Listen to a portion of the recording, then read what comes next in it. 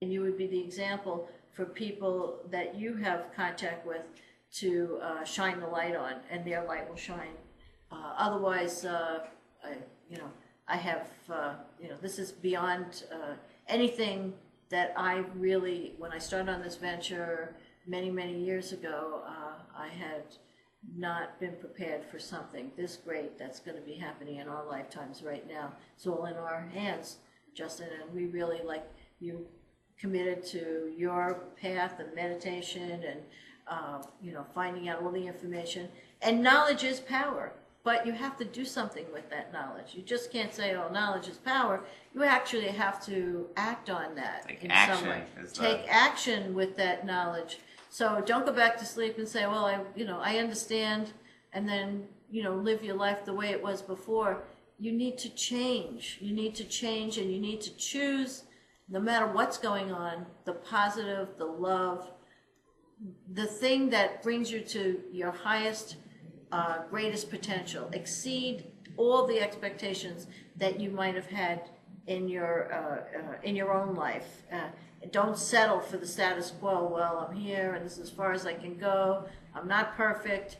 Don't settle for that. Move. This is the opportunity. This is your opportunity to stand up and say, yes, I am going to choose. I see all this going on, but I am choosing to move into the light, to move into my higher consciousness.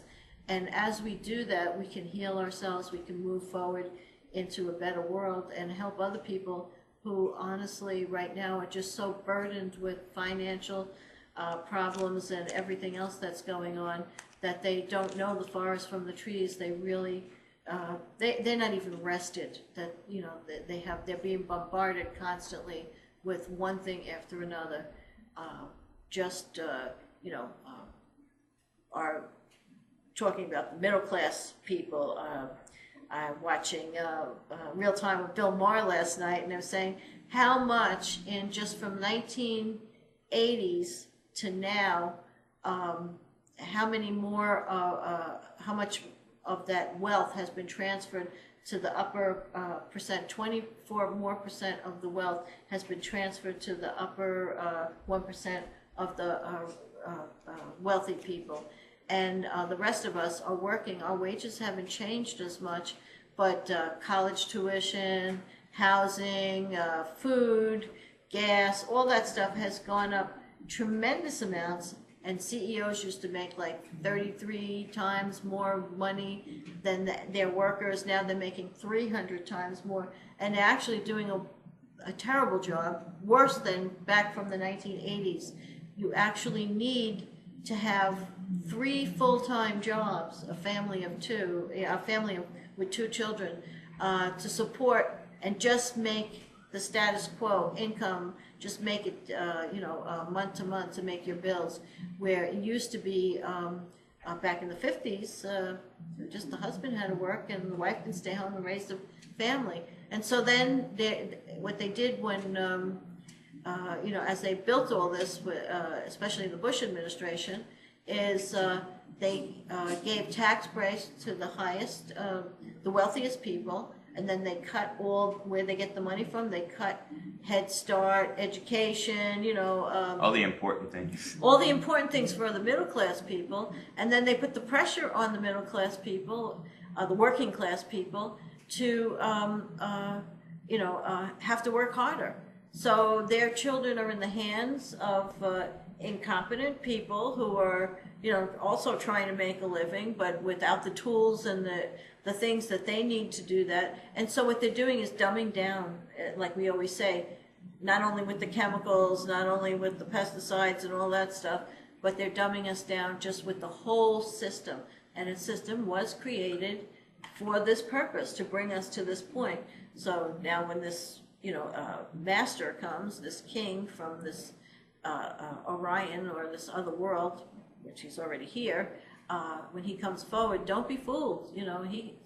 He's not into our best interests. And even if he's going to give you free health care and you think, you need it, and believe me, that's been a big issue for a lot of people, or healed people, or all those things that are, people look to as being godly and supernatural. These are just powers. He's not godly. He's not supernatural. He's actually a being that's sent here to help mutate us and sort of hypnotize us into this state of consciousness. Does it have to do with taking away our souls as well? Yes, and that's the big plan. I'm glad you mentioned that because I forgot to mention that. The big plan is to take the souls, and that's the only thing you have. We have left. That's all you have left. I mean, nobody can take that from you because we have free will unless you give it to them. And this is going to be a way of manipulating, saying, yeah, take my soul because I want to have security, I want health insurance, I want to be healed of my disease, I want to have money, I want to have gas, I want to have food. This is a trap. The soul is the only thing that you actually have to call your own in your and the evolution of your own consciousness. They cannot take it. All they can do is entice you to give it to them. So just be careful about that. It's a very serious thing. Project Camelot has been doing many, many interviews. More and more people, more and more whistleblowers, more and more people are coming out and talking about this. And it's becoming a force that it's sort of like good versus evil. I hate to use those terms, but some of us are really concerned, and we give up everything just to work for this cause because we're passionate about our planet, the human race, and the shifting of our consciousness.